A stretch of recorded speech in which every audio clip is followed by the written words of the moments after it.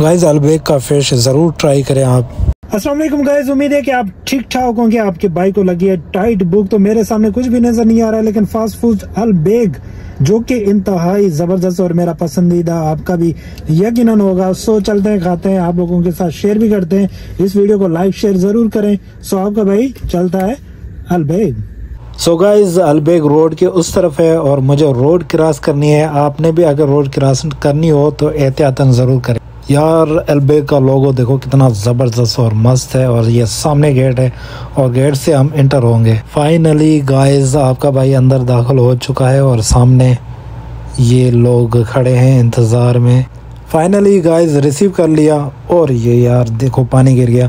अब व्लॉग बनाना भी इतना आसान नहीं है कि जितना कि आप लोग समझ रहे हैं। एक हाथ से मैंने मोबाइल पकड़ी हुई है और एक हाथ से मैं अलबेग को पिक कर रहा हूँ। ये फ़िश है गाइस। आपका भाई ऊपर बैठ चुका है और करेंगे अलबेग का टेस्ट।